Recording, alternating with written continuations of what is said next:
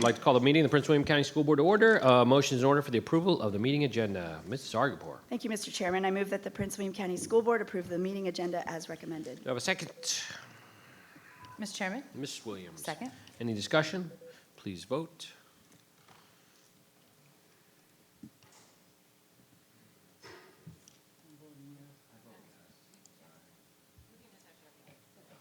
All right, all in favor? Aye. Show of hands. Any opposed? No opposition. Motion passes unanimously. Moving on, closed session closed session motion. Ms. Zargarpur. Thank you, Mr. Chairman. I move that pursuant to Sections 2.2-3711 and 2.2-3712 of the Code of Virginia, the Prince William County School Board enter closed session for the following reasons. 1, to discuss with staff the assignment, appointment, promotion, performance, demotion, salaries, disciplining, or resignation of specific public officers, appointees, or employees of any public body pursuant to Virginia Code Section 2.2-3711A1. 2, to review disciplinary matters for specific students that would involve the disclosure of information contained in the scholastic record for the individual students, and to receive legal advice regarding the same as provided by Virginia Code Sections 2.2-3711A, 2, and 8.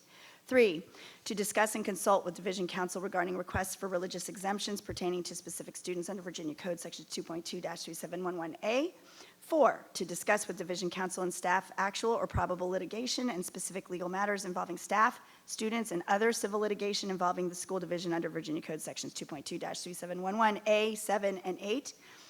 5, consultation with Division Counsel regarding a public contract requiring the provision of legal advice by such counsel pursuant to Virginia Code Section 2.2-3711A, 8, and 6, to discuss and receive briefings by staff members related to the security of school facilities, the safety of persons using such facilities, and actions taken to respond to such matters where discussion in an open meeting would jeopardize the security of such facilities pursuant to Virginia Code Section 2.2-3711A, 19. Do I have a second? Mr. Chairman? Ms. Wall. Any discussion? All in favor? Raise your hands. Aye. Any opposed? No opposition. Motion passes unanimously. At this time, the Prince William County School Board will enter closed session and return in approximately 1 hour.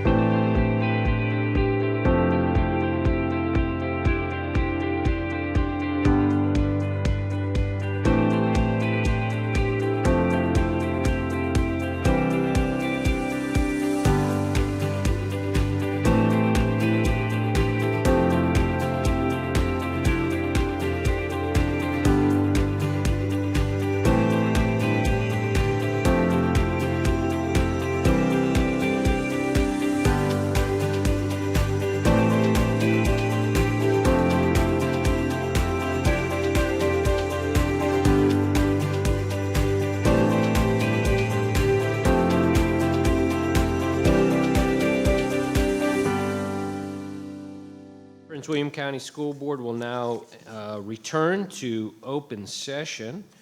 And at this time, a motion is in order for 8.01, which is the closed session certification. Ms. Zargarpur. Thank you, Mr. Chairman. I move that pursuant to Section 2.2-3712 of the Code of Virginia, the closed session of the Prince William County School Board meeting of October 2, 2024, be certified by adopting the following resolution. Now therefore be it resolved that the Prince William County School Board hereby certifies that, to the best of each member's knowledge, 1, only public business matters lawfully exempted from open meeting requirements were discussed in the closed meeting to which the certification resolution applies, and 2, only such public business matters as were identified in the motion convening the closed meeting were heard and discussed or considered by the school board. Do I have a second? Mr. Chairman, Mr. Blake? I second. Mr. Blake seconds the motion. Any discussion? Please vote.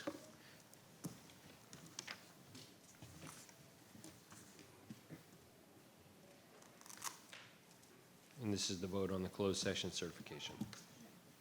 There it is.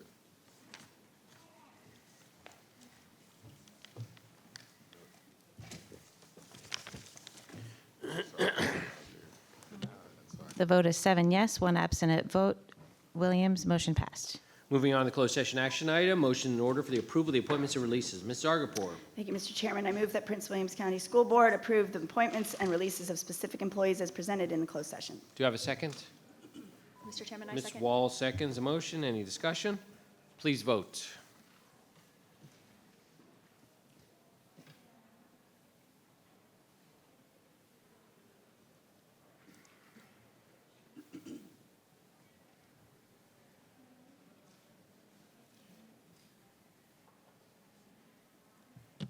The vote is 8 yes, unanimous, motion passed. Moving on to the parent appeal, the SMAPD.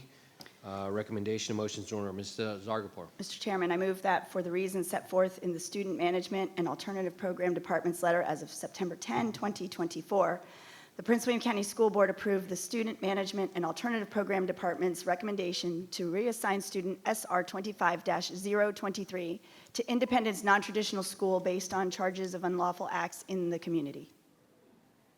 Do I have a second? Mr. Chairman? Ms. Williams. Second. Any discussion? Please vote.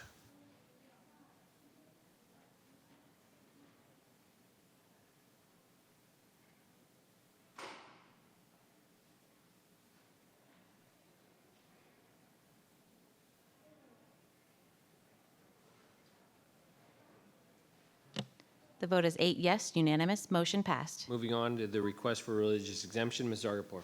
Mr. Chairman, I move that the Prince William County School Board approve the request for religious exemption from compulsory school attendance for case number RE 24-9. Do I have a second? Mr. Chairman. Ms. Wall. I second. Any discussion? Please vote.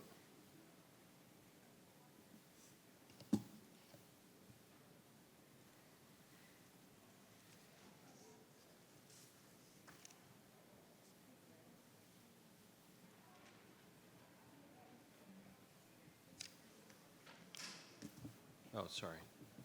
Waiting for me.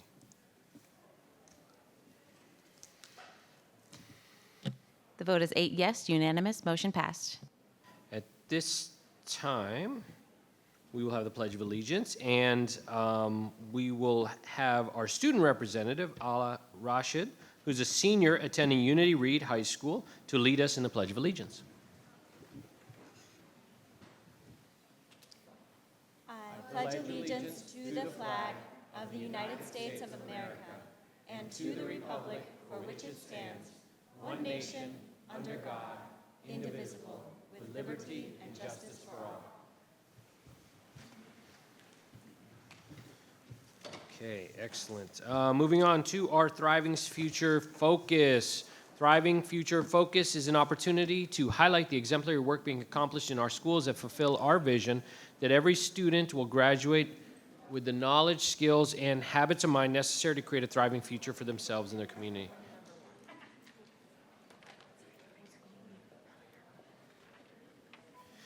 We dedicate this time during our meetings recognizing student, staff members, and schools that have earned an honor award at the state and national level. We appreciate how these honorees have positively represented Prince William County Public Schools, and School Board is proud to recognize them publicly for their accomplishments. Tonight, the School Board will recognize the 13 Prince William County Public Schools that have earned the Virginia Naturally Schools designation from the Virginia Department of Wildlife Resources. This is the official environmental education school recognition program in the Commonwealth. Schools applying for this award must show their effort both in the classroom and beyond to increase the environmental literacy of their students. Our 13 schools receiving this award have embraced PWCS's commitment to improving environmental awareness and stewardship by educating students and staff. They continue to work toward the school division's dedication to sustainability, the environment, and reducing the carbon footprint. We begin our recognition with Mr. Tracy Blake, representative of the Neabsco District, who will introduce our first award winners. Mr. Blake. Thank you, Chairman Lateef. The Neabsco District is proud to acknowledge 4 schools: Garfield High School, Bel Air Elementary School, Dale City Elementary School, and Neabsco Elementary School. Representing Garfield is Assistant Principal Leroy Millett and students John Ekman and Catalina Lee. Principal Matt Matheson was unable to attend this evening. Representing Bel Air Elementary School, please welcome Principal Jason Penzler and Assistant Principal Debbie Quattlebaum and the 3rd grade teacher Carrie Romp. Dale City Elementary School is represented this evening by Principal Brian Slater, Assistant Principal Chantel Baldwin, and fifth grade science teacher Kenton Beaumont. Representing the Neabsco Elementary School, we recognize Assistant Principal Teresa Carrington, School Social Worker Corey Corbin, and Special Education Teacher Jessica Oswald. Unfortunately, Principal Brooke Levecchi was unable to attend this evening. Congratulations to all 4 schools in the Neabsco District.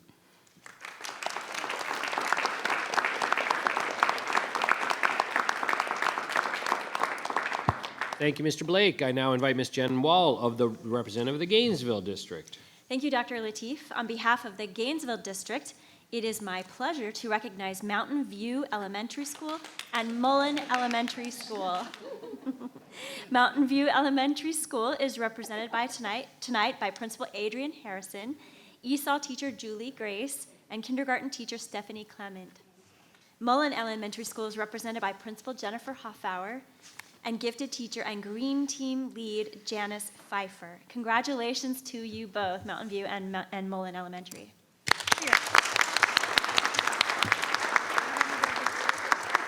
Thank you, Ms. Wall. I'd like to now invite Woodbridge District Representative, Ms. Lori Williams, to speak on behalf of her schools. Thank you, Chairman Lateef. With great honor, Woodbridge would like to recognize Freedom High School and Belmont Elementary School. Representing Freedom High School, tonight we have Administrative Coordinator of Specialty Programs, Dr. Jessica Dwarin. Principal Chevelle Smith was unable to attend this evening.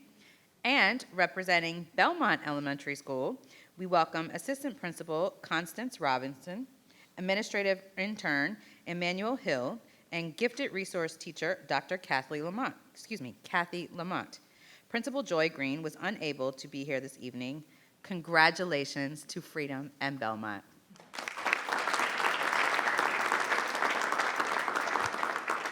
Thank you, Ms. Williams. We'll move on to Mr. Justin Wilk of the Potomac District. Mr. Wilk. Thank you, Mr. Chairman. Tonight we have 2 Potomac school districts being recognized. We have Forest Park High School and Henderson Elementary School. The great Forest Park is represented tonight by Principal Richard Martinez, Assistant Principal James Smith, Special Education Department Chair Holly Back, and Special Education Teacher Ashley Tayon. Henderson Elementary is represented by the Assistant Principal Michael Duggar, STEM Teacher Shannon Eddy, and Preschool Teaching Assistant Catherine Connor. Principal Amy Schott was unable to be here this evening. Congratulations. Thank you, Mr. Wilk. From the Coles District, Vice Chair Lisa Zargapur, please introduce our award-winning school. Thank you, Dr. Lateef.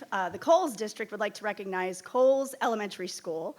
Coles Elementary School is represented by Principal Gretchen Drufutsky, second grade teacher Karen Wolf, and Director of Elementary Schools Catherine Forgas, who is the former principal of Coles Elementary.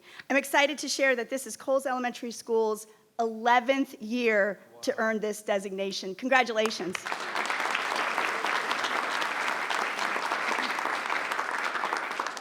Excellent, Ms. Zargapur. Ms. Erica Tredenik of the Brentsville District, please. Thank you, Dr. Lateef. The Brentsville District is proud to recognize Patriot High School. Patriot High School is represented tonight by Assistant Principal Chris Brown and Earth Science Teacher Cassie Weathersby. Principal Dr. Michael Bishop was unable to attend this evening. Congratulations to the entire Patriot community.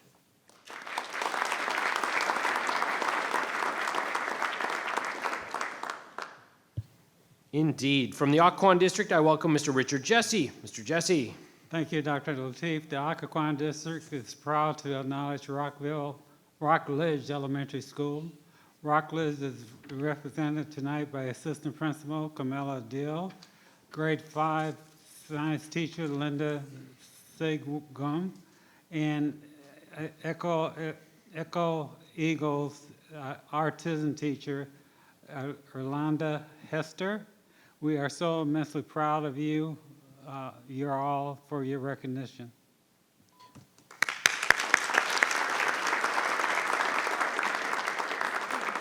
Thank you, Mr. Jesse. At this time, I would like to ask Jessica Weimer, Supervisor of Energy Management and Sustainability of the Facilities Department, to step forward and share a few words on behalf of our 13 distinguished schools. Ms. Weimer. Good evening, Dr. Lateef, members of the school board, and Dr. McDade.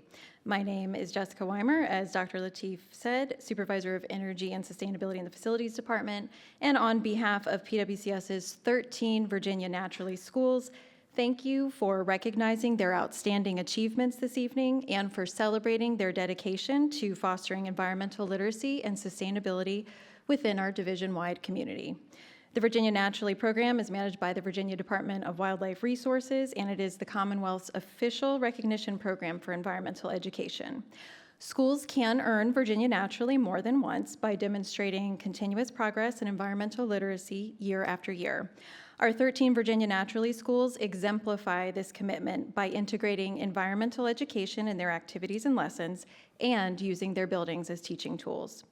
These schools model the core values of PWCS's Vision 2025 Launching Thriving Futures strategic plan, all while seamlessly integrating environmental literacy into their curriculum and embracing project-based learning. They incorporate these priorities in their daily activities, they provide sustainability education, and they inspire students through environmental stewardship.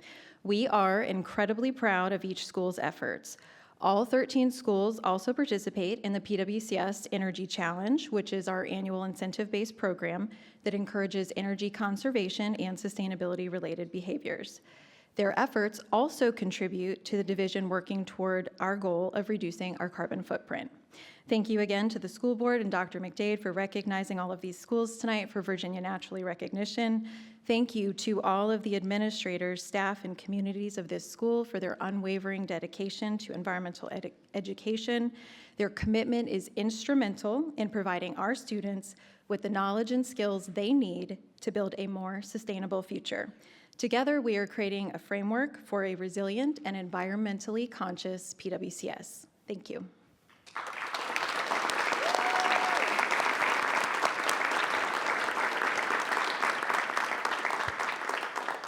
Ms. Weimer, I couldn't say it any better than you just did. So thank you very much. It is almost 5 years to the day that we voted on our energy and sustainability initiative unanimously by this board. That's, part of the work that you continue to carry on in your office and all the work the schools are doing, and we can't congratulate you enough. Dr. McDade has some words. Please, Dr. McDade. Thank you so much, Mr. Chairman. Congratulations to all 13 of our Virginia Naturally schools. Coincidentally, I got a chance to visit one of our Virginia Naturally schools today, Mountain View. I had an amazing time at Mountain View, got a chance to see the beautiful garden, and they've got trout in the house. So yeah, so it's really amazing to see the kids are excited about it. And so I just want to congratulate you, but also thank you for your investment and commitment to sustainable practices, which really makes a difference. It is a part of our strategic plan. We also have a goal to have 5 or more green ribbon schools. And so I'm expecting to get some green ribbon winners out of this group. So one of our 13 that are here tonight hopefully will be coming back with the green ribbon. So thank you so much for all of your work and your commitment in creating such incredible and sustainable environments for our students to learn and to grow. Special thank you to Ms. Weimer, to our energy management and sustainability team, because you are such a force of support for our schools. I know you have such a passionate vision for this, and we couldn't do the work without you. So thank you so much for your dedication as well and all the support that you give to our schools.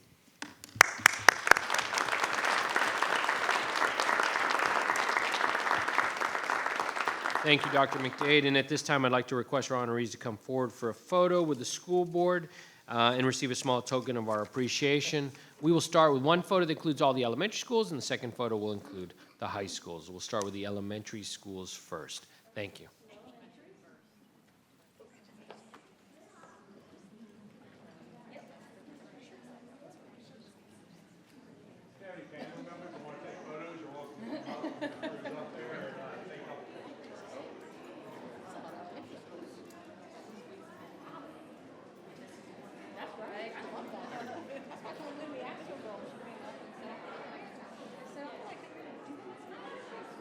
That's great.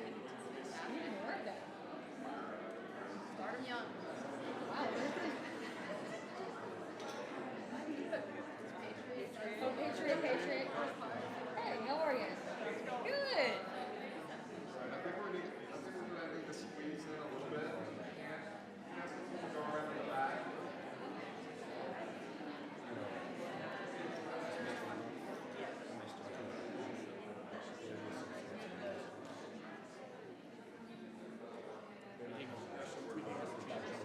Make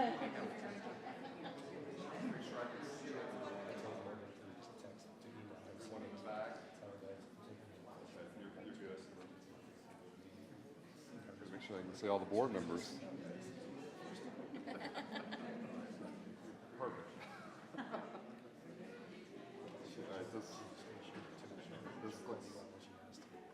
This looks good. Okay. Everyone, big smiles.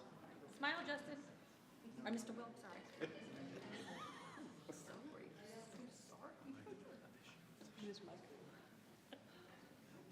Okay, I think we're good. Thank you.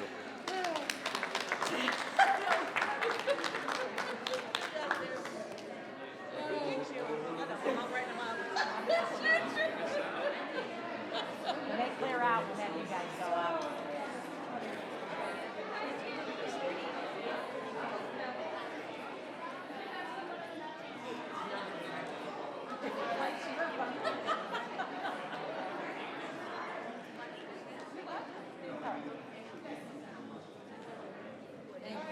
You're welcome.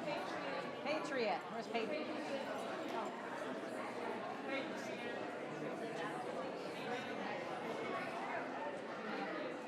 Come around this way.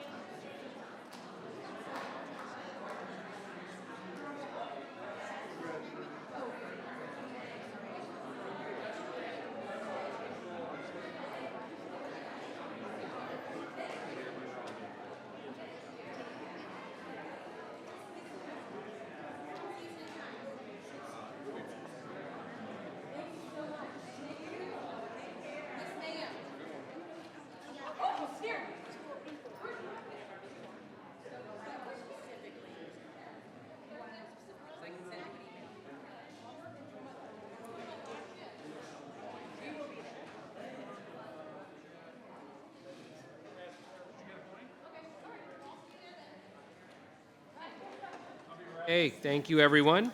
At this time, we'll move on to the adoption of the consent agenda. A motion is in order. Ms. Zargarpur. Mr. Chairman, I move that the Prince William County School Board approve the public meeting consent agenda as recommended. Do I have a second? Mr. Chairman, Ms. Williams? I second. Any discussion? Okay, please vote.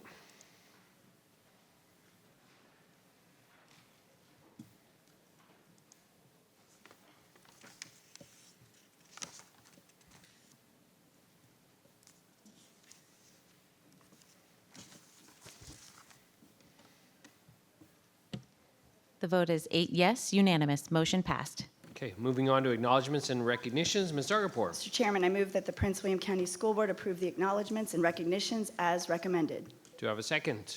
Mr. Chairman, Ms. Williams? second. Any discussion? Please vote.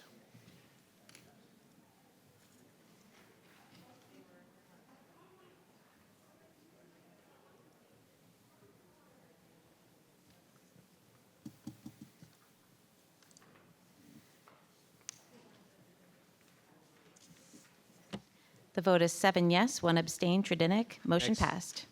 Great, thank you. Next is citizen comment time. Those citizens who've signed up in advance with the clerk may address the school board this evening when they're called to the podium. The citizen comment period for regular school board meetings is 1 hour, and citizens may speak on the agenda items or other topics germane to the operations and policies of Prince William County Schools. Please use proper decorum and manners while at the podium, or you'll be asked to step aside. We ask that the audience please be respectful of each speaker and refrain from any clapping, cheering, or jeering to avoid disruption of the meeting. If you do not do so, the board will recess, and I'll ask the room to be cleared to restore public order. Tonight, we have 5 citizens signed in to speak, and when I call your name, please come to the podium and state your name and address for the record. I'll actually call all 5, and you can come up to the front. There are seats up there, and then we'll go from there. Brandy Melvin, Ovetta Scott, Padrius Prater, Marianne Toll Hill, and Kyle Ellingson. Brandy Melvin.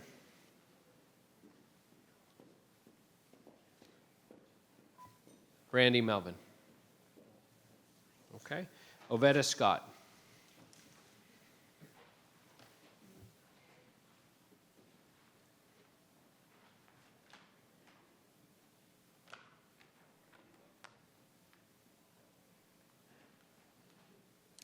Good evening, ladies and gentlemen of the board, Mr. Chairman, Dr. McDade. My name is Ovetta Scott, and my address is on file with the clerk. Y'all can see my outfit, right?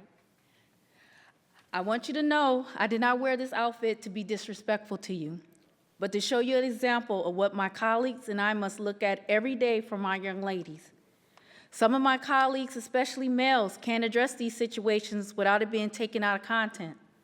My male students wear their pants so low that it's off their butts. So when staff, like me, requests to the student to pull up their pants or please zip up their hoodie, it is met with resistance. Also, I wore this tonight in hopes that if any parents are watching, this is how your daughter comes to school every day.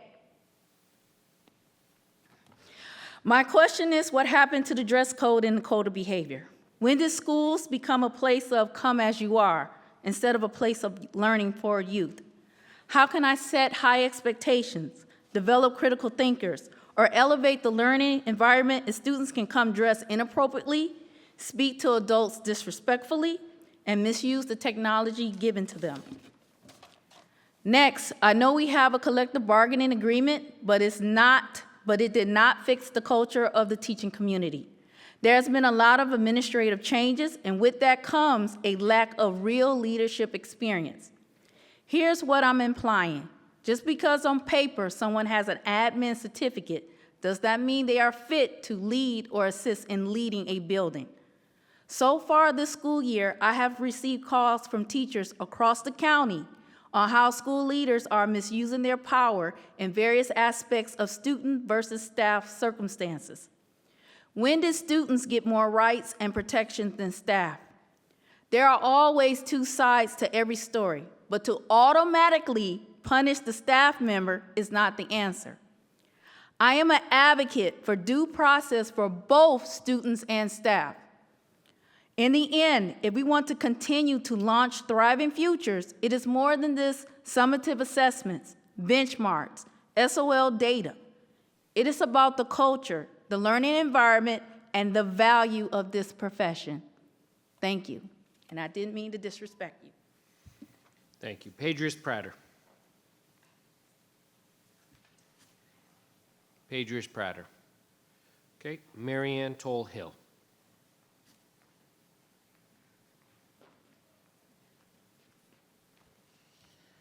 Good evening. Hello, my name is Marianne Hill. I'm here this evening as a parent of 3 students here in Prince William County Schools. All 3 of them are blessed with dyslexia. On behalf of them and all residents of Prince William County that see the world through this neurodiverse lens, I thank you for the recognition and proclamation of October as Dyslexia Awareness Month. I am also here tonight to introduce myself as the chair of Decoding Dyslexia. This is a national grassroots movement in every state with groups and individual counties. Our counterparts in Fairfax and Loudoun have had groups for over a decade. With the VLA now in place, several other parents and I felt called to create a group here in Prince William County. Our mission is to build awareness, respect, create support, and to empower those living with dyslexia.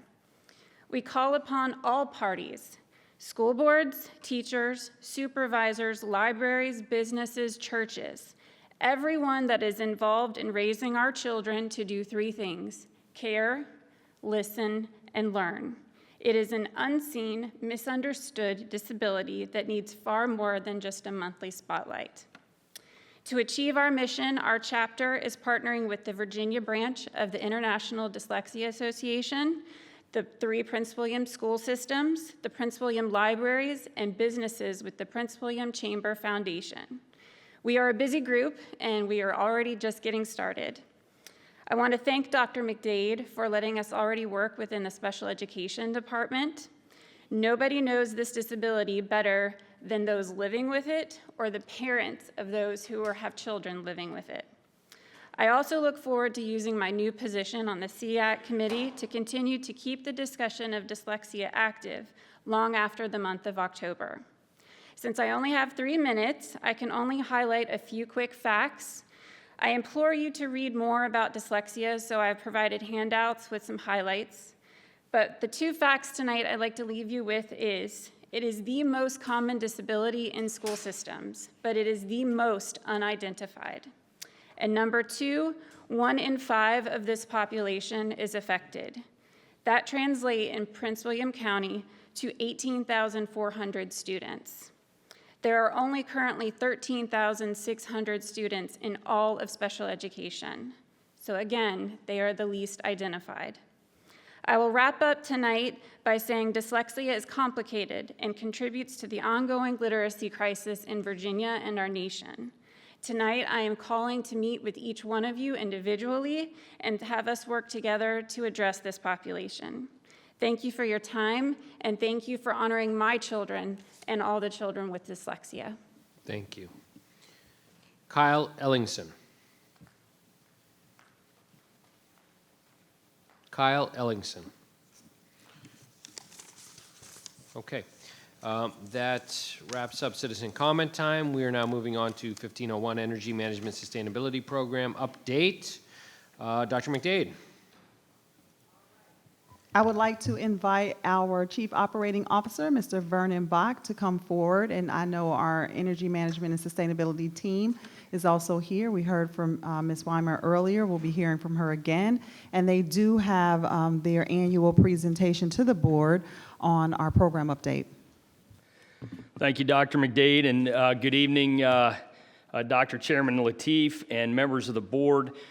You did a really nice job of teeing up Jessica Weimer earlier. I'm excited that she and Dr. Doron are here with us tonight, and Dr. Doron is our chair of our Superintendent's Advisory Council on Sustainability.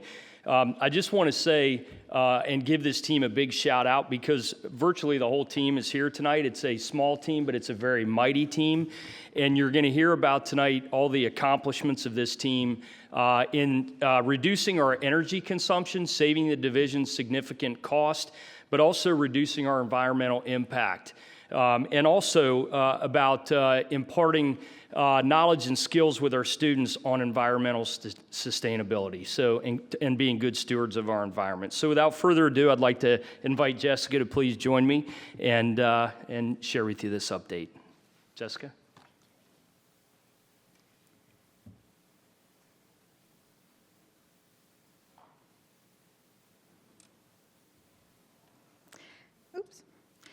Thank you again, Mr. Bach, for the introduction. Good evening again, everyone. Dr. Lateef, members of the school board, and Dr. McDade. There is much to celebrate this evening in the world of energy and environmental sustainability. So in addition to just having honored our 13 Virginia Naturally schools earlier, we would also like to acknowledge that October is Energy Action Month. So this is really an ideal opportunity for us to be able to present to you our annual program update this evening and share progress on division-wide energy and sustainability efforts. So PWCS's path to sustainability is steered by program-specific policies and regulations. So at the onset of our program, the focus was on energy conservation and utilities operations. Over time, we added recycling as an approach to waste reduction, and just a few short years ago, our program expanded to include sustainability. As Dr. Lateef mentioned earlier, thank you again to the school board for passing the Sustainability Initiative in June 2020, and to Dr. McDade for including sustainability in the strategic plan. So these policies and regulations outline strategies that support our commitment to healthy learning environments for all schools. And by using a holistic approach to sustainability, we create a framework for resiliency in our built infrastructure and the outdoor environment. So let's expand a bit on how we support healthy learning environments. First, the focus is on building and maintaining efficient infrastructure, followed by conserving energy and water, when and where possible, of course, and then by reducing our emissions and waste. These pillars rest upon the foundation of education and engagement. So all of these are functional areas, and they are combined to help us continue down the path to a more sustainable PWCS. And along the way, we will see evidence of efficiency, continuous improvement, and cost savings. Our work is also connected to the vision, mission, and core values of PWCS. We support students being able to have a healthy and livable planet for a thriving future.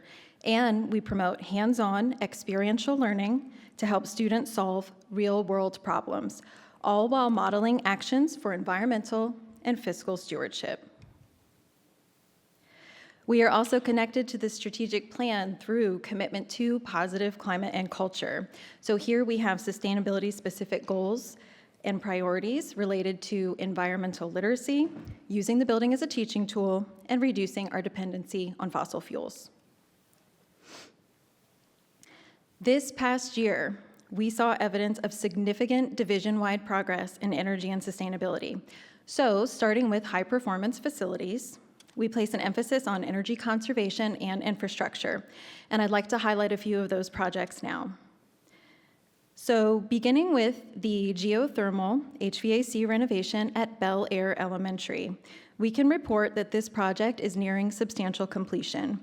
So with this renovation, we're projecting significant savings, including a 43% reduction in Bel Air's utility costs and an energy use intensity, or energy use per square foot, of 30, whereas before the project, it was 90, so that's 90. Next, we're continuing with our LED upgrades throughout the division and have now reached 50% completion. Then we have the design for Occoquan's replacement building that is now complete. This will be a state-of-the-art net zero energy facility that will feature solar panels and a geothermal well field. And of course, last week, we had Occoquan's rising ceremony that celebrated the start of construction, so we're very excited about that. And finally, we have the first phase of our solar panel installations at 6 schools.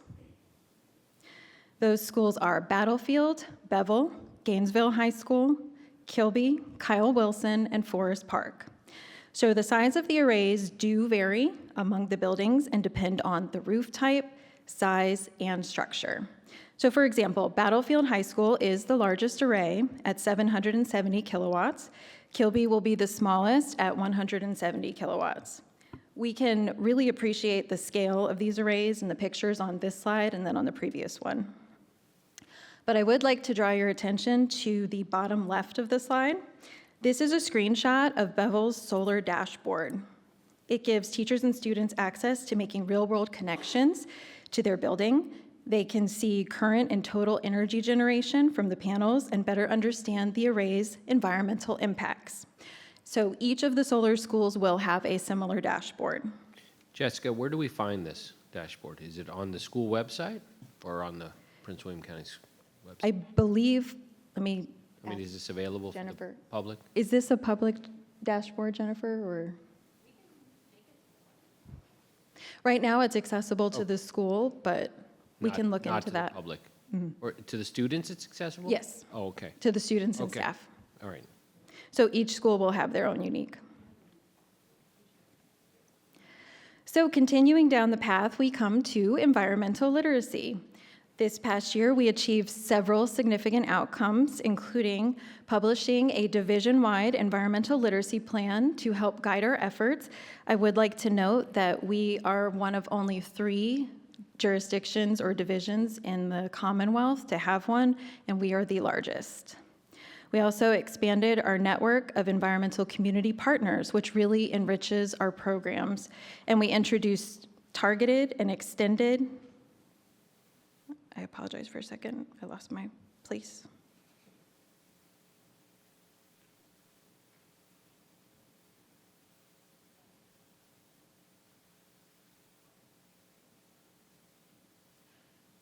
Sorry about that, it's technology. Trying to be sustainable and not having papers. So we introduced targeted and extended learning opportunities for both students and staff to deepen their understanding and empower them to take action. So these milestones mark important progress in our quest toward a more sustainable and environmentally literate community. So our team really thrives on being able to provide opportunities for student engagement through sustainability education. This past year, we saw a significant increase in participation in our annual incentive-based program. So 71 schools participated in our annual Energy Challenge, so really highlighting their creativity and commitment to sustainability. And for the first time, we partnered with community organizations to host a Girls in STEAM event that was focused on energy education, so encouraging young women to explore careers in energy and sustainability. We also had the Eco Hero show that was transformed into a concert-like experience at the Hilton Performing Arts Center this past October. We'll be doing it again this October, where we integrated cross-curricular connections to the performing arts, making it more engaging and impactful for our students. These initiatives not only educate, but also inspire our students, and they foster a generation of environmentally conscious leaders. We're also supporting schools with various sustainability activities, some of which include implementing public data dashboards for transparency in our energy and resource usage, creating outdoor learning environments for hands-on sustainability education, upgrading our recycle bins throughout the division to enhance our recycling efforts, and expanding our compost program where schools can turn their food waste into valuable compost for gardens. And last but not least, this past April, we celebrated Dale City and Mullen Elementary Schools as being recognized as Green Ribbon Schools, thus highlighting their exceptional efforts in sustainability and environmental education. So here is a dashboard snapshot of our energy and sustainability data for this past year. On the left, we show that since 2012, our energy savings measures have resulted in nearly $80 million in cost avoidance. And then if we move down the left side, we present energy data through different lenses, including an energy cost per student of $266 and an average EUI, so that's the energy use intensity, of 69 for our entire building portfolio. In the middle, we can see the breakdown of our greenhouse gas emissions by scope. And on the right, our solar energy production, recorded just through June for the purposes of this slide, is showing really promising results. So for context, Bevel and Battlefield did not come online until the very end of FY24, and just from some of the bills and reporting that we've seen, we've already seen some significant reductions. So our landfill diversion rate, which includes both recycling and composting from all of our facilities, reflects our dedication to waste reduction. And at the bottom right, we've also captured some environmental equivalents since 2012 that highlight our broader impact of energy savings. So at the beginning of this school year, 24-25, we're already making strides in several key areas and do have plans to implement some new strategies. We will continue with our LED lighting upgrades to enhance our energy efficiencies, and we're committed to finding additional ways to reducing emissions. So very soon, we will begin a study to explore the feasibility of electrifying 444 of our white fleet vehicles. So at this time, the study will not include the bus fleet. Later this year, we will realize the full impact of our solar arrays. And we will also expand our compost program to 12 schools. And in the spring, we're very excited that we'll be able to showcase student environmental action projects highlighting innovative ideas that will certainly contribute to a more sustainable world for future generations. And also, not on this slide, there's a sneak peek into what is coming soon. We are excited to announce the evolution of our annual incentive-based program, so formerly known as, and I've already referred to it twice this evening, as the Energy Challenge. We have reimagined it so that we can better align it to our Virginia Naturally program. So we are confident that with this change, this will lead to more schools earning Virginia Naturally recognition this time next year, we hope. So next week, we will be sending out communications to all schools, and we will unveil what is now going to be called the Eco Quest. And with that said, I would like to take this opportunity to thank the amazing group of people that I get the privilege to lead every single day, the Energy and Sustainability team, who are all sitting right behind me here. Do you guys want to stand up for a second? Not everyone was able to make it tonight, but it's almost the entire team.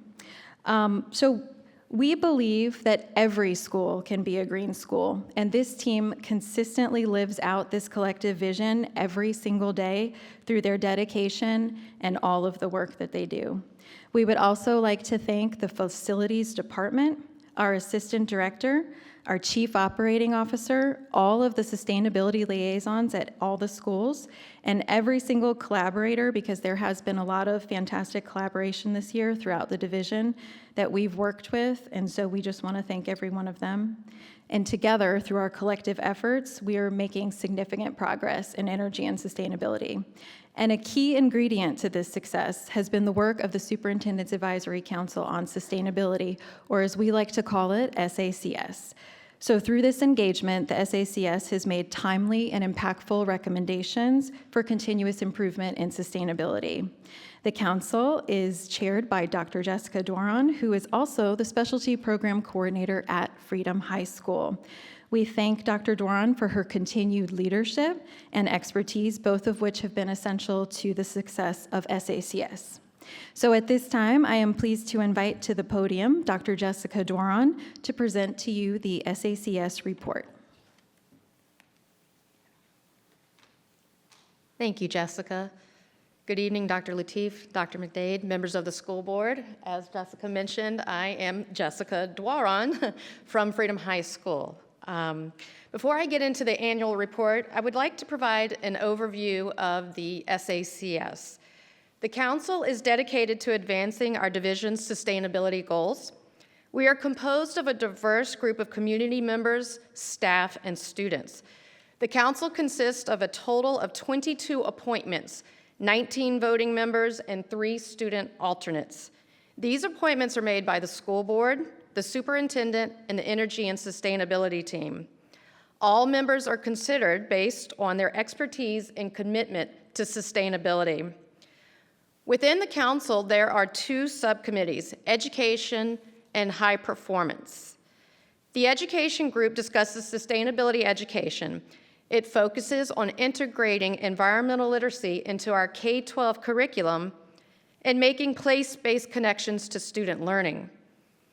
The building group discusses potential projects that are aimed at reducing energy consumption across our facilities.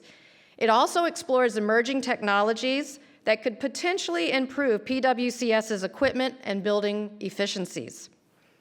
And while it's not a formal subcommittee, the SACS appoints a member to serve on the county's Joint Environmental Task Force, also known as JET. The JET representative, along with the subcommittee chairs, share accounts of each group's progress at the larger full council meeting. During the full council meeting, all members collaborate to develop strategic plans, evaluate current practices, and propose innovative solutions to enhance our division's sustainability efforts. As we reflect on the first 3 years of our council, which began in 2020, I am proud to share the significant strides we have made. Our recommendations have not only been well received, but many have come to fruition, thanks to the dedicated efforts of the Energy and Sustainability team and division leadership. I would like to highlight some of the major accomplishments. JET expands our potential for innovative solutions and help us make broader connections within our community.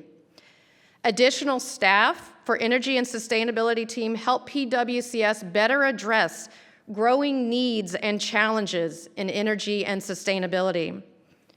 Sustainable design principles for high-performance buildings help to establish guidelines for new constructions and major renovations, ensuring that our buildings are not only efficient, but also environmentally friendly. LED replacements show evidence of energy efficiency as we continue to replace traditional lighting with LED alternatives, thus reducing PWCS's carbon footprint and operational cost. Considerations for site-specific design and geothermal solutions have been considered where feasible. These factors will help maximize sustainability and efficiency of the new buildings. EV fleet feasibility study, as Jessica mentioned earlier, they are in the beginning stages of a feasibility study for an electric vehicle fleet with focus on the white work vehicles. This initiative underscores PWCS's dedication to reducing emissions and promoting clean energy. These achievements are a testament to the division-wide community and their collective efforts and unwavering commitment to sustainability. The council has also made several important recommendations to the superintendent for this past school year, which Dr. McDade has recently approved. First, the Energy and Sustainability team will be requesting additional resources to support the expansion of the Food Waste to Compost program. This initiative is crucial for reducing waste and promoting sustainable practices in our schools. Additionally, the council will be seeking resources to incentivize participation in EcoQuest, formerly known as the Energy Challenge. This program encourages students and staff to engage in environmental literacy and place-based activities. The Facilities Department has made strides in reducing PWCS's carbon footprint by replacing a few small engines with electric models for some of our landscape equipment. This transition to electric models is a significant step towards more environmentally friendly operations. Looking ahead to this school year, the council has set ambitious goals. We aim to contribute to the development of a comprehensive guide for outdoor learning environments with a goal of enhancing our outdoor educational spaces. Last, we will continue to stay informed about trends and emerging technologies in energy and sustainability. This ongoing learning will ensure that we remain at the forefront of sustainable practices and can recommend the most effective sustainability solutions for PWCS. In conclusion, through collective efforts of all stakeholders and PWCS's dedication to sustainability, we are paving the way for a brighter, greener future. By embracing innovative solutions and fostering a culture of environmental stewardship, we are not only enhancing our community, but also setting a powerful example for others to follow. We will strive towards a shared vision of a sustainable and thriving environment for generations to come. Thank you to the school board for your unwavering commitment and support. Thank you to Dr. McDade for providing guidance for sustainability through the strategic plan. Thank you to our Energy and Sustainability team for being the model of a successful school district sustainability program. And thank you to past, present, and future members of the Superintendent's Advisory Council on Sustainability. Thank you.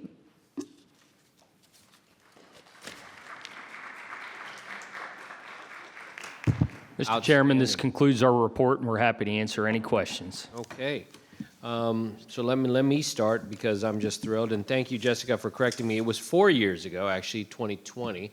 I feel like it was 2019, but it was 2020, and I appreciate that. I think the division, long before we did that initiative, was already working on this work. As you pointed out, 2012, the cost savings that we realized. which I believe is very conservative. I may quibble with those numbers, but that's great. But I think the framework you all have put forward and the work that we're doing really does have dividends. The only thing I would ask, and I really appreciate, and we've had our discussions on identifying barriers that keep you all from doing what you want to do. So I think it's important that with the school board and with the superintendent that you always, we appreciate when you can tell us the barriers you may be facing in getting something accomplished, whether it's working with a certain energy company or whether it's working with whoever, or there's resources you may need. For this board, I know, and at least for me, this is one of our highest priorities when it comes to facilities management. There is real savings here. You mentioned that we're seeing some savings already with the Battlefield solar array. Can we give context to that so the public can understand, like in dollars and numbers, what you might be able to offer? Absolutely. So Bevel and Battlefield have both, in that short time period that I marked on the slide, produced 540 megawatt hours. That's a total savings of about $4,374. So that's really just for a couple of months. We're projecting for Bevel Middle School that over the course of this school year, we'll be saving approximately $7,300, and for Battlefield, an estimated savings of about $10,000. And that, for context, that's because we are engaged in the PPA, so we don't necessarily own the panels, and so we are having to pay some fees for the PPA as well. But overall, that's our offset. So which the is savings decent. at the smaller schools seems like that's a lot more than Battlefield seems a little bit under or lower. So 7,000 and 10,000, and you're saying Battlefield is because we're paying more for the PPAs? Battlefield is a larger array, and so we're able to produce more energy and generate, so our savings are a little bit higher than Bevel, and Bevel's savings will be higher than what the elementary schools are. We don't have the projections on those numbers yet. Bevel's a middle. Okay, got it. I was thinking Bel Air. Bevel's a Right. decent size array, Okay. considering. Okay, very good. We had a All lot right. of roof space for that one. Yeah. And so how many schools do we have the solar arrays on so far? We will have 6 by the end of the year. Very exciting news. We just, Kilby and Kyle Wilson came online just very recently. So now we have 5 schools that are actively generating energy through the solar panels, and Forest Park should come online by the end of the year. End of the year, meaning the end of End of the calendar year. calendar year. Fantastic. Thank you so much. Questions? Anybody else? We'll go to Ms. Williams and Ms. Wall. I just want to start out by saying thank you to your small but mighty team. As someone who's been here long enough to have recommended solar panels and be told we have flat roofs and it won't work, to seeing the solar panels up and working, I am ecstatic. As a member of the JET committee, I just want to applaud you, Jessica, for all the hard work that you do on the committee, and for doing, just as Chairman Lateef says, for helping to bring back that information so that we can work collaboratively with some of our partners. Of course, special shout out to my Freedom, Jessica, because there's 2 of them this evening, for all of the hard work that you do, because this is really your livelihood in more ways than one, because you're also a SINS coordinator at Freedom for the environmental studies program there. So I just appreciate all of the talent, all of the hard work and energy and hours that go into this. Mr. Bach, I appreciate you leading the team. As you know, and most of the public, I say on you about HVAC and all of the wonderful things that contribute to cost savings, really, and quality of life, because we're in our buildings 8 hours or plus a day, and it does make a difference. I just really cannot cheer enough the amount of work that's been accomplished in a short period of time. And I appreciate you continuing to evolve the challenge. I know it's not a big deal sort of to us as adults, but it just sounds really cool now. So like I can imagine as a young student, it's much more like, ooh, what is this? Let's do it. Mm-hmm. And continuing to expand our sustainability practices, not only outside and inside a building, but into the academic life of students. I love having an integrative approach because it gives real world life experience to what they're learning in the classroom, which we know makes it stick more. I'm very excited about the outdoor classroom space expansion. We've kind of dabbled in that back and forth, and I know that's also important to our students and our staff's quality of life. So thank you very much for all you do. I look forward to more updates, and I look forward to continue serving on JET. Thank you, Ms. Williams. Ms. Wall. Thank you. Very interesting presentation and some really good information here. I had a couple of questions. One is regarding the Energy Challenge, and let me make sure I understood. You said it's called Energy Challenge now, but it will be called EcoQuest? So we're going to rebrand it or make it... Rebranding to EcoQuest from Energy Challenge. And then can you describe to me, just so I can get my understanding more solidified of what Eco Challenge is, or what EcoQuest will be? Yes, so there's going to Because I'm not really 100% sure about this. So this is our incentive-based program that we've been running for the last 10 years, and we felt that the rebrand was really going to help us align to Virginia Naturally so that we could get some additional recognition. But as we have in the past, students and staff will be able to have opportunities to contribute to division-wide energy savings, environmental impact, et cetera. So one of the things that students will be able to do is they'll be able to engage in things like energy audits. We have several categories this year where it's not just a one-size-fits-all approach, where schools can kind of pick and choose from 2 different tables, and we'll be unveiling all of that more next week. But it's just an opportunity for us to connect and align more to our environmental literacy goals, as well as Virginia Naturally. So they'll have opportunities for project-based learning, some other additional activities that they can do that are hands-on and experiential, and it's just all in the name of environmental literacy. Okay, that makes sense. So it's kind of a way to incentivize the schools to Yes. participate and get kids involved and learn some things and save us some money in the process, or meet our sustainability goals. Absolutely. It is incentive-based, so schools can earn up to $2,000. The sustainability liaisons at the schools are also compensated for all of their work because that is a lot of effort that they put in, whether it be with a class, a green team, an eco club. Okay, Yeah. so it might look a little bit different at each school depending on, It does look a little different at each school, but that's what's unique, so that they can all participate, but that we offer multiple ways that they can do that. So it's not just a one-size-fits-all approach. okay, thank you for that additional information. And then I was curious, so we have the 6 schools with the solar arrays. How many, are we moving forward? Are we going to kind of sit with 6, or can you give me a little bit more understanding of where we're going with that? Or if this is like let's just stick with 6 for a while, or maybe we'll add a few more. I imagine it's intensive to get these solar arrays on the schools, and 6 is a big accomplishment. It's been an interesting process, so we are also exploring some additional ways to procure solar. We do know that we're going to have solar on the Occoquan Net Zero School. It's looking like some of the other schools that are under project right now are also going to have solar. At this time, we haven't determined what phase 2 looks like yet, but we are starting to work on what that might look like for us. Okay, great. I know Battlefield had a roof replacement, so it seemed like a really good time to do it. And it was a disappointment. Now, all the freshmen think, the seniors tell the freshmen that there's a swimming pool on the roof. It's not true. It's solar arrays. No. Public announcement. Anyway, there is something interesting on the roof of Battlefield.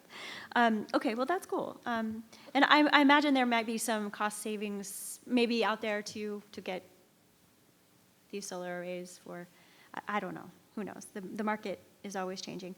The walkability and bikeability, I can think of at least 2 schools where we have built schools right across from populous neighborhoods, but because they're on highways, nobody can walk to the school. Mm-hmm. Are we partnering with, or how is it going in partnering with the county to increase sidewalks, bridges, crossing guards, so that a bus isn't needed?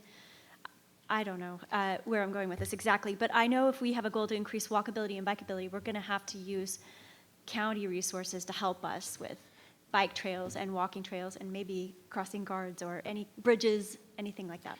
Yeah, we collaborate, Ms. Wall, very closely with the county and advocate for those resources as much as possible. And when we do design schools, we take all of those factors into consideration and try to maximize all of those factors as much as possible. Obviously, the more walkability decreases the load on our transportation system, also has environmental impacts for the community, for our schools. And so we really do try to leverage that as much as possible. I think we've got a wonderful working relationship with the county, and there's a lot of back and forth engagement between us and the county in those areas. Okay, that's great to hear. My very last question is the outdoor learning environments, and I don't actually think I didn't write a question down, so maybe I just have a comment. I know kids love to be outside. I know my kids loved the field trips that they took to the wetlands and to the creeks, like Bull Run, the National Battlefield, places like that. The outdoor learning environments, though, that's specifically to create outdoor learning gardens and other places on our school properties so that kids can be outside more learning about plants and composting and, I don't know, anything you want to elaborate on that?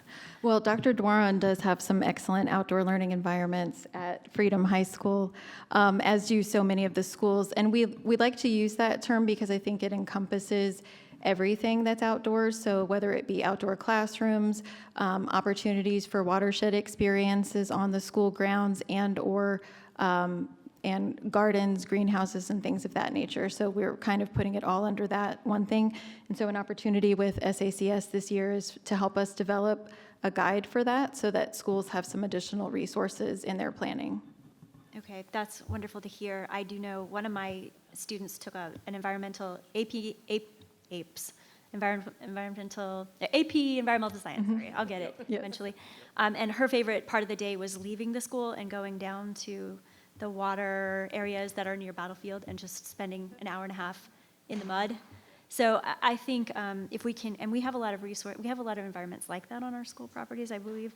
So I'm excited to hear that that also is encompassed by this outdoor learning environment, as well as like actually taking the kids outside and learning outside. I think that's good for everybody. All right, thank you.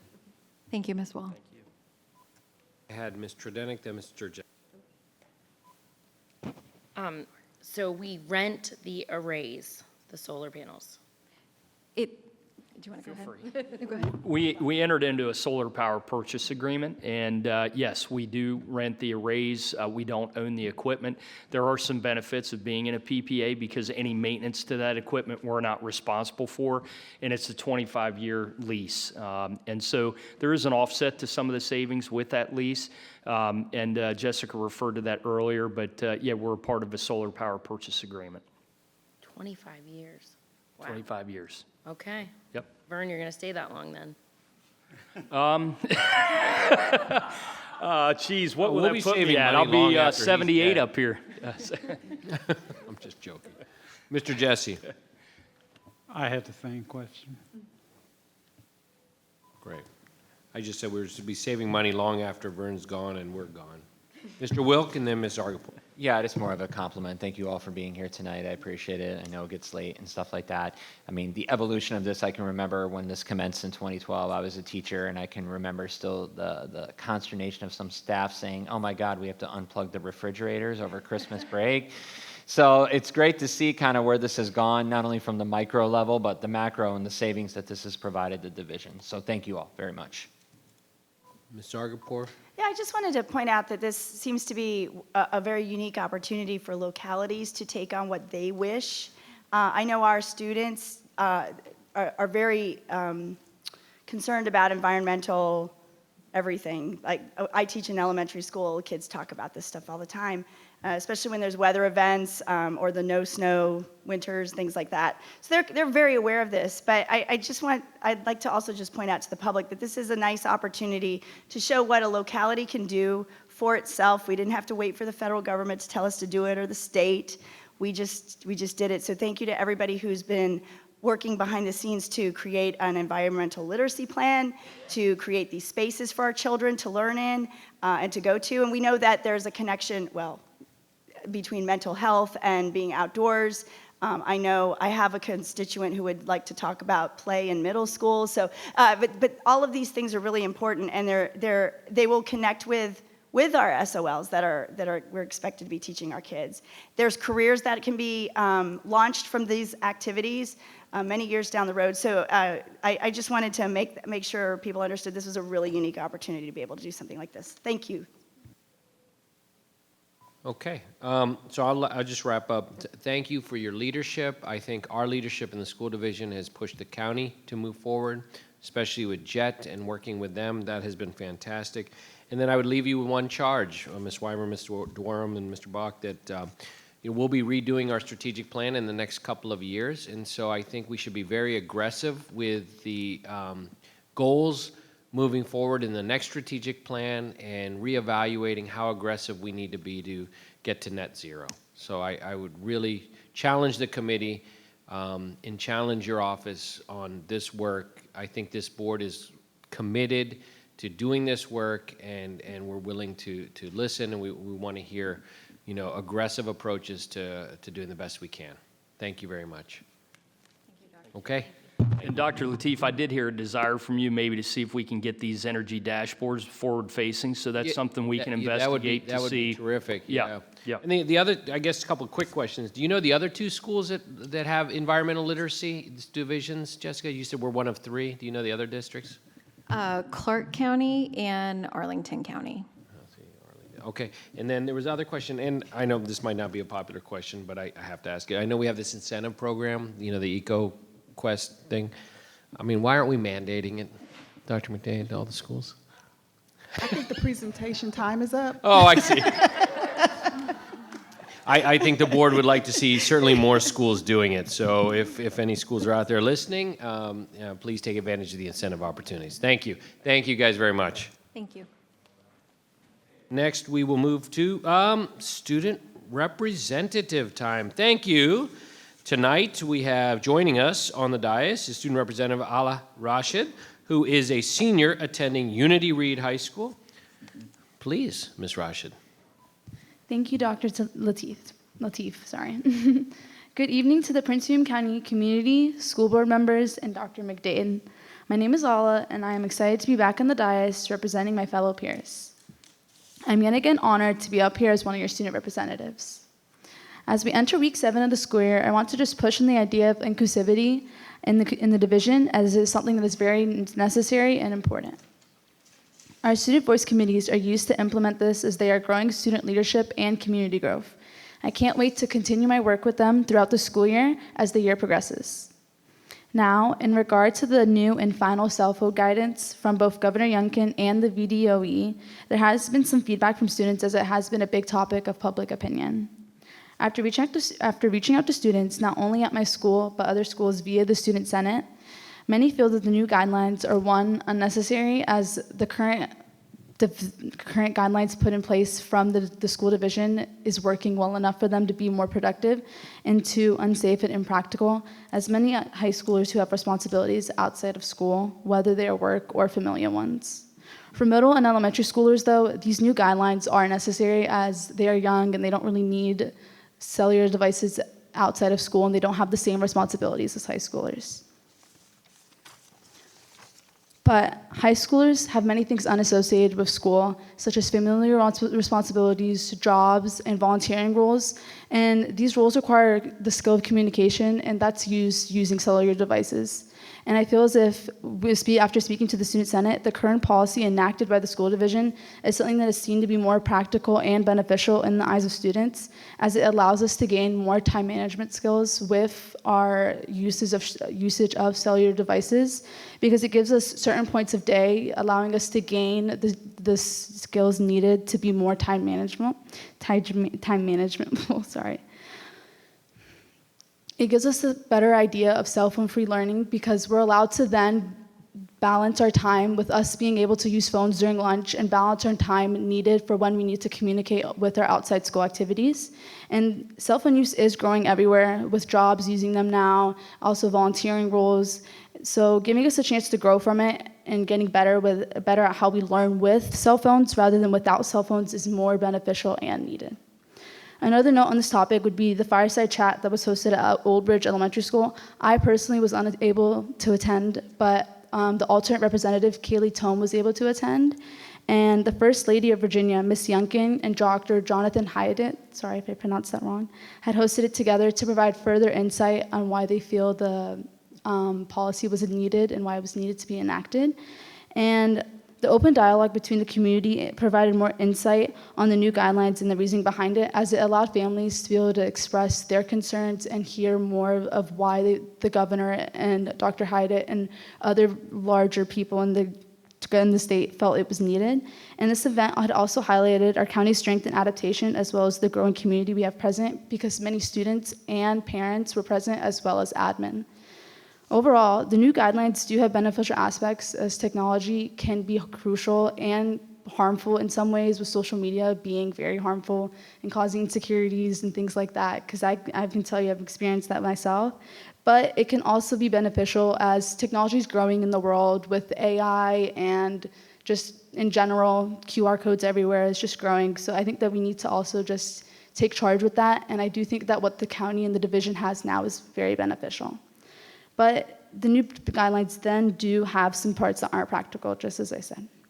Speaking of events throughout the county, with this fireside chat being a stellar example of community education as it had provided more insight, we've had various opportunities for growth as 8 high schools in the county are now partnered with George Mason to give an opportunity for direct admission for eligible seniors.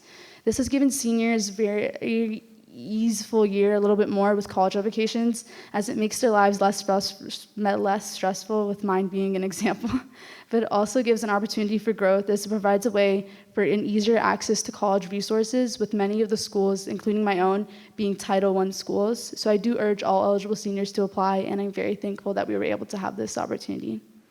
College resources are also pushed even more, with there being 2 upcoming college fairs on October 9th and October 17th. And I've spoken to the Student Senate, and a lot of them and their peers are planning on attending, and they do think that's very nice that we're hosting both of those this year. The one on October 9th is at Hilton, and the one on October 17th is at OP, so very exciting. Also, as Hispanic Heritage Month comes to an end, I want to just highlight some of the events that occurred in the county, with Garfield hosting a showcase that had food and performances from all the various cultures present. I was told that it was very fun, and a lot of the students enjoyed it, with a couple families coming as it was right after school. And it allowed students to show the beauty of their culture, so I'm very happy that they hosted that. And Unity Reed, as I mentioned in my last remarks, my school had hosted a Hispanic Heritage Night, which was another beautiful way of hosting a very big cultural showcase, as we had performances and foods and games and karaoke. And our lovely Brentsville District Board member, Miss Erica Chedenick, was also there. It was very nice to see her at this event. It was amazing to have her present. But now looking into October, it is Bullying Prevention Month, as well as Dyslexia Awareness Month, as mentioned earlier, and it was very insightful to hear what you had to say. Thank you. As well as Custodian Appreciation Week from October 7th to October 11th. So I do hope everyone takes time to be more aware of these different things, especially with Dyslexia Awareness Month. I'm pretty sure it's awareness, but yes, because it was very nice to see the handout you passed out. It was very insightful as someone who doesn't really know all the things regarding dyslexia, but it was very insightful to see. Sorry if I'm talking a little fast. I hope everyone takes time to be kind to one another and reach out to others to be more knowledgeable and insightful through this, and I'm very excited to see more about this. And to wrap up some of the upcoming county events, homecoming is also this month for many schools, except for Battlefield and Brentsville. I think they were the 2 that had it already. So I hope to see some beautiful pictures and feedback from the Student Senate, and I hope to bring that back the next time up here on the dais. And furthermore, I just want to remind everyone how necessary it is to be present, and that the idea of change can only occur when you are there to make it happen, as I feel it's very important to be present and to be there if you want things to happen. So I hope that anyone who wants to be present and change joins their Student Voice Committee, and I'm very excited that we have these, and I hope through these committees, people reach out to their student senators, or they can try to reach out to me directly so I can provide you guys, the board, as much feedback as possible. And that'll be all for my remarks this evening, but I also just wanted to add in the sustainability talk. I don't think they're here right now, but it was very insightful to hear as a student, because I currently take an environmental sustainability class, and I don't take AP environmental systems, but I take IB environmental systems, so basically the same thing, but I do enjoy taking it. And the outdoor learning, it's very fun. Like I've gone, I think so far we've taken 3 or 4 trips this year. It's very fun. So it's very nice to do. And I think it is really beneficial because it wakes me up. And thank you so much. And I hope everyone has a restful day off tomorrow for Rosh Hashanah. And for those who celebrate, I hope they have an amazing day spent with close ones. Thank you. Thank you, Ms. Rashid. We really appreciate it. Moving on next to superintendent's time, Dr. McDade. Thank you so much, Mr. Chairman. I want to again congratulate our 13 Virginia Naturally schools and their efforts toward reaching our strategic plan goal of hopefully green ribbon status for some of the schools that were here tonight. because we do have a goal for Green Ribbon. We set a goal for 5, but at the rate that we're going, I'm expecting that we're going to surpass that goal with the showing that we had here this evening. I also would like to acknowledge T. Clay Wood Elementary School for their prestigious honor. The U.S. Department of Education has named T. Clay Wood Elementary School a 2024 National Blue Ribbon School. T. Clay Wood Elementary is one of only 356 schools across the nation and one of 8 in Virginia to be awarded the Blue Ribbon designation. T. Clay Wood was recognized in the category for Exemplary Achievement Gap Closing Schools. We plan to recognize T. Clay Wood, their principal, Mr. Andrew Buckite, and the amazing staff at T. Clay in an upcoming Thriving Future segment here in the boardroom. Congratulations to the T. Clay Wood teachers, staff, students, and supportive parents and community. In preparation for securing thriving futures for our students after graduation, college and career counselors in every high school are scheduling university visits, college and career planning, Naviance work sessions, scholarship and financial aid opportunities, and career and self-discovery exploration. And so I want to encourage all families and students to take full advantage of these opportunities.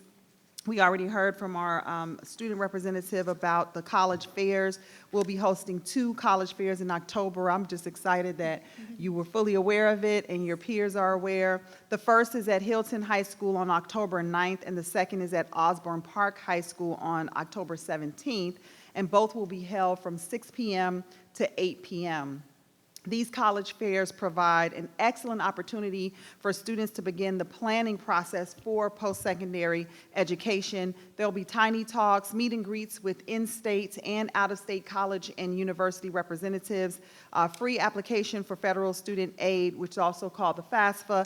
That information will be available, and so much more. So for more information and registration, I encourage you to review the PWCS College Fair webpage, which is on our pwcs.edu website. If you go to departments, the department that's responsible for all of these engagements is our Student Services and Post-Secondary Success Office. And if you go there and navigate to College and Career Readiness, you'll be able to get to the PWCS College Fair landing page.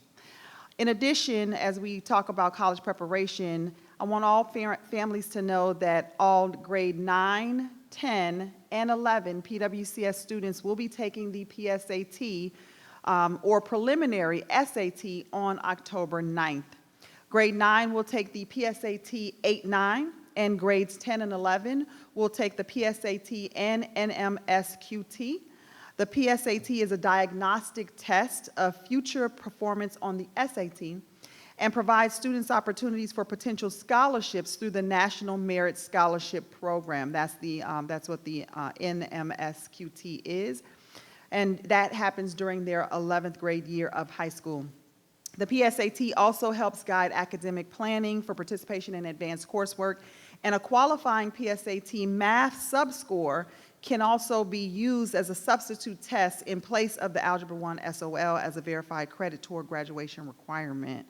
So the PSAT is an important milestone when it comes to opportunities for our students. Please be advised of the available dates for students to register and take the SAT and SAT. SAT and ACT is too many letters here. Both tests are academic measurement tools used by some institutions in the college admission process, but more importantly, the assessment gives us information about whether or not our students are prepared to be successful in college courses when they leave Prince William County schools. All grade 11 PWCS students will take the SAT in the spring on April 2nd, 2025. That'll be SAT Day. This test is given at no cost, and we will share more information as we get closer to the date. While you're planning events and checking dates, be on the lookout for our PWCS 2025-26 calendar survey, which will be released in the coming week. Every year, we seek feedback from students, families, staff, and community stakeholders to inform decisions around the first day of school, winter and spring breaks, and the last day of school.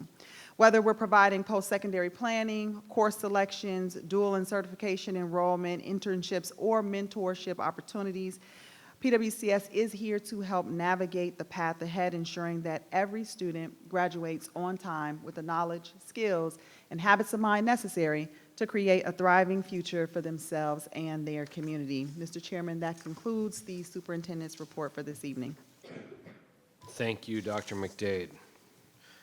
Next, we'll go to revision of policy 503, code of conduct. It's a first reading.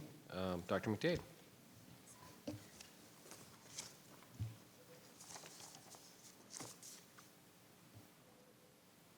All right, sorry. Dr. Eagle is going to come forward with some revisions related to the code of behavior. And this one is for employees. Yes. Good evening. The Code of Conduct Policy and Regulation were sent forth for revisions to ensure that we incorporated language from the new Regulation 910-2 regarding PWCS websites and use of social media. So we've made those changes, and the changes on the policy itself were minor. The regulation just incorporated the additional language out of Regulation 910-2 regarding specific instructions on how staff is to use only school-sponsored websites and social media accounts in communicating with our students, and, of course, email. Thank you, Dr. Eagle. So over this next couple of weeks, this is a first reading. Any members have any concerns, red lines? The public should take a look at this. This is up on the website, the school board website, and board docs. Please take a look at it. If you have any concerns, please email the school board members and/or the staff. And I expect if any board members have any concerns, please forward those to me, Dr. McDade, or Dr. Eagle. Thank you. Okay. Moving on to any questions, concerns, thoughts? Okay, great. We're moving on to board matters. We will start with Mr. Justin Wilk. Yes, sir. Yes, sir.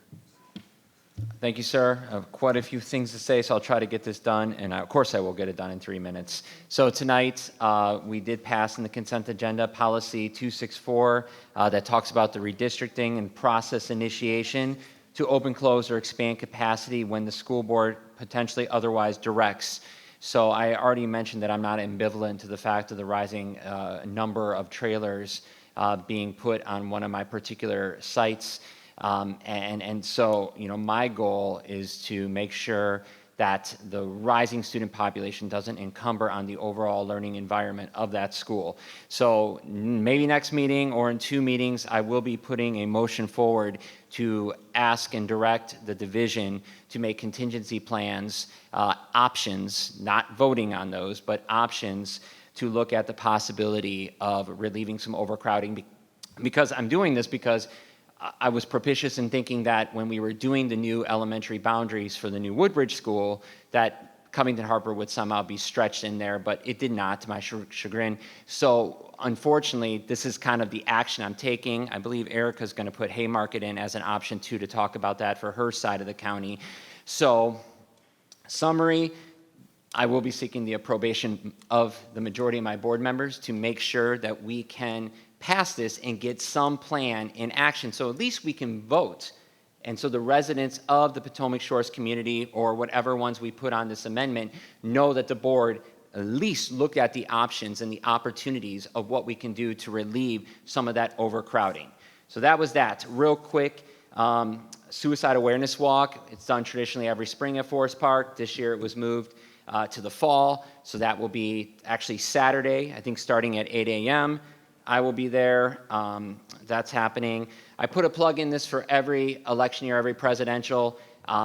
As speaking as one board member, not collectively as a board, I do wish Classified had the option as a virtual day as well to give them more opportunity to vote and participate in the democratic process like our certified staff. But that's just my plug for that.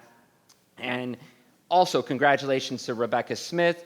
She won the Reader's Choice Prince William Times Award at Covington Harper, topic tonight apparently, for the best teacher. So congratulations, that is quite an accolade, and for her work and dedication to the students. I've been in her room before when visiting the building. She's a phenomenal teacher. Lastly, my events, really quick. I did go to a lot of back to school nights, which have wrapped up, starting back like a month ago at high school. I do appreciate how the division does space them out. And so I attended Mary Williams, Ashland, Covington Harper, Henderson, Triangle, and Patty. So great events, happy to be there. And wow, I wrapped up all that in 3 minutes. There you go. Outstanding, sir. Miss Erica Tredenick, Brentsville District. Sorry, I didn't mean to do that. Wow, I think I need extra time because of that. Anyone else get Wow. I just wanted to thank, first of all, Miss Hill and the girls for coming. I do think because we have a day off school tomorrow, Dad should bring you to get milkshakes on his way home. That's just my opinion. Thank you guys for being here to educate us on this important topic, and I look forward to working with Miss Hill over the next 3 years on this and bringing more awareness. So thank you for coming and talking, and thank you for being brave and standing with Mom, girls. Dr. McDade took my thunder on the T. Claywood Timberwolves. I am an original Timberwolf, and I will always be one, so I am so excited about the Blue Ribbon School. Can't wait to have them here next month, and I hope that they are allowed to bring some of the kiddos to come and celebrate with us as well. I also attended a lot of events over the last 2 weeks. BDHS Turf and Ag dinner where they announced a partnership with Toro. That program is extremely close to my heart. I adore it and all the opportunities that it provides for students that attend that program. And if you have not heard about it, I encourage you to read into it. The life skills that the kids get in that program are far beyond just turf and agriculture, and I encourage people to look. I also was able to go and see all of the cool new tools that they got from Toro on Friday night at the homecoming football game. That was the most exciting part of the football game. And I also got to attend a lot of back-to-school nights, Cedar Point, Haymarket Elementary School, Chris Young, Piney Branch. I was incredibly impressed with Piney Branch and the way they ran their night. Kudos to you, Piney Branch. Ellis, I got to meet a lot of the teachers who were part of the Participate Learning Program, a couple of teachers from the Philippines, and I got to impress them with my very little bit of Tagalog that I know. I also met a very nice new PAL student from Jamaica whose name I don't remember, but he came to Prince William County with his mom, who is a teacher there as well, and I can't wait to go back and visit him because he was quite the character. I also attended Unity Reads Hispanic Heritage Night, where Miss Millie Polanco just knocked it out of the park. What a night. It was so entertaining. The students put on amazing shows. I missed the food because I was at a back-to-school night, so I'm hoping that no other back-to-school nights conflict next year because, man, it smelled good, but I missed it. I also got to attend a See You at the Pole that morning and hear students praying for their classmates, teachers, and being thankful for their schools. And that was really touching and probably one of my favorite events. I also attended the Igniting Community Commitment for Literacy, and that was great. Radhika did a great job. I also wanted to say Happy New Year for those who celebrate Rosh Hashanah. Thank you so much. Mr. Jesse. Thank you very much. Every month we put in the monthly newsletter that we put out where I usually list every place I go to and things I've done, so I'm not going to go over those tonight. But going back to something Mr. Wilkes was just saying, I believe we are supposed to be looking at some boundaries issues for the new Woodbridge High School soon, so I hope we get to do that.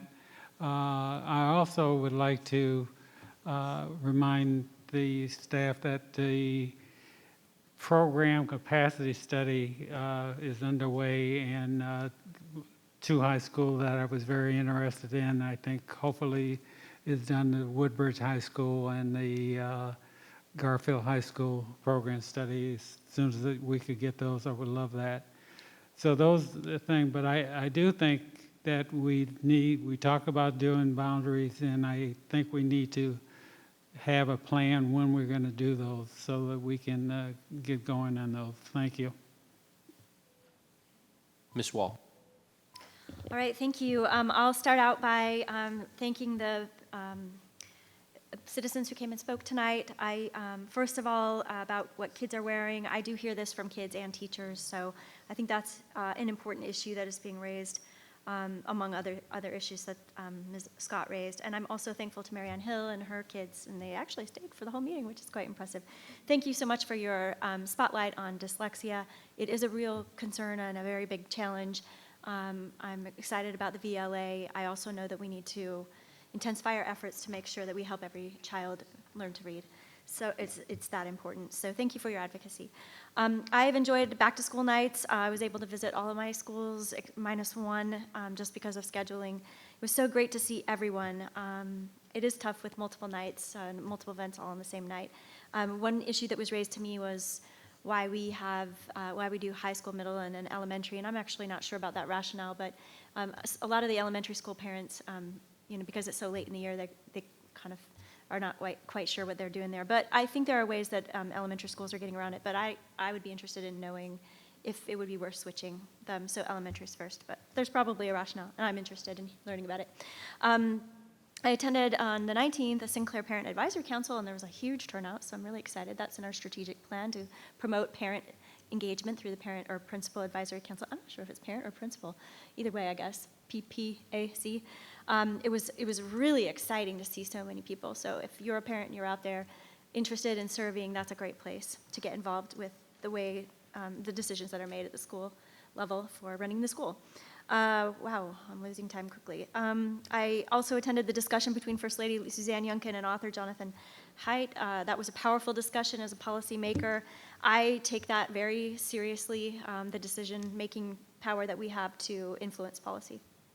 I thought it was provocative, and I have a lot to think about. I have also attended the Patriot High School VEX Robotics Fun Day. It was hosted at Patriot, sorry. That was really exciting. I'm looking forward to a great robotics season. The Igniting Community Support for Literacy was awesome. We got to hear from the 3 superintendents across our region, including our own Dr. McDade. Let's see, I'm gonna skip ahead. Congrats to the Battlefield football team on their homecoming game win over Freedom South Riding last week. And Battlefield Cheer also took first in a regional competition. I'm looking forward to some really awesome events. One is Unified Kickball Tournament at Reagan. That's going to be this coming Friday on the 4th. And on the 14th, there's an event on the George Mason Manassas campus called Nanotechnology Day. That's a day where we don't have school. So parents, this is a great day to take your kids to an awesome event. It's family friendly, the hours are 10 to 2, and it is free. Again, it's on the George Mason campus. And for those who celebrate, happy Rosh Hashanah. Thank you, Ms. Wall. Ms. Williams. Thank you, Mr. Chairman. I would like to start out by saying Happy National Custodians Day. Today is the day that we celebrate it. And without custodians, we'd all be in a world of trouble. And they are part of the group that does not get the recognition they deserve for keeping us all going. So I just want to say how much we all appreciate you, myself in particular, and I'm sure the rest of the board. Also happy to Rosh Hashanah in advance, because it does start, I think, tomorrow at sundown, if I'm not correct. Tonight at sundown. I always get it mixed up. That's my fault, but thank you for educating me again. To all those who celebrate, I was able to attend multiple back-to-school nights, Kilby, Ripon, Featherstone, River Oaks, Rumsco, Porter. All of the schools that I attended had decent turnout. I do think this year it did feel a little bit late with the elementary schools, and high school I think felt really early, back to back, but it changes every year. I would encourage all of our school families to continue to attend, because each event at a school, even though it may sound the same, there's lots to learn and different information, and parent engagement or family engagement is critical to our school division and in supporting your student. I am remiss because I was not able to make Belmont, Vaughan, and Leesylvania for back to school night, but I will be coming to future events. I would like to announce VEX. I'll be at VEX Robotics Fun Day. It'll be for the eastern end of the county on 10/5, which is this Saturday. I am excited because in all the years that I have been involved in robotics, this is the first time that I get to go not only as a school board member, but also as a coach. So if your school does not have robotics, I highly encourage you to speak with a member of the staff. You do not have to be educated in robotics. You do not have to know how to build a robot. You just have to be there to support, because thank you to this board, last year we added a coordinator in the robotics office who was amazing. She is a former Fred Lynn teacher and robotics coach, and she will be available at your disposal to help you learn robotics to support the students at the school. Also, I'd like to remind everyone, if you have not signed up for Title I Family Camp on October 19th, please do so. I've gone every year for several years, and every year I go, there is something new to learn. Parents and guardians, there's activities for your student, so you can come and bring your students with you. They have entertainment, snacks, and the whole shebang. So it is a worthwhile experience for students and for adults. And lastly, I would just like to say to my fellow board members, particularly to Mr. Wilk and Ms. Trudnick, I am excited to support your idea. However, since it is coming up on budget and CIP time, which I know seems kind of crazy right now at the beginning of October, but it'll be here really, really fast. For us as board members, we don't generally get the information until later, but staff is already working on that. So while I do believe that your idea is worthwhile, I hope that maybe we could have a discussion with facilities or some early talks so that we're not duplicating some of the work that they're going to be preparing for us during the CIP. That's generally when we talk about those types of plans and remediation, and I know there is already plans in works for some of those sites. So thank you, and I hope everyone has a wonderful evening. Mr. Blake. Thank you, Dr. Lateef. So I just want to talk about over the past few weeks, I've had the privilege of attending several key events that highlight the incredible work happening here across the district. First, I attended a VSBA Legislative Advocacy Conference where we discussed key legislative priorities for education.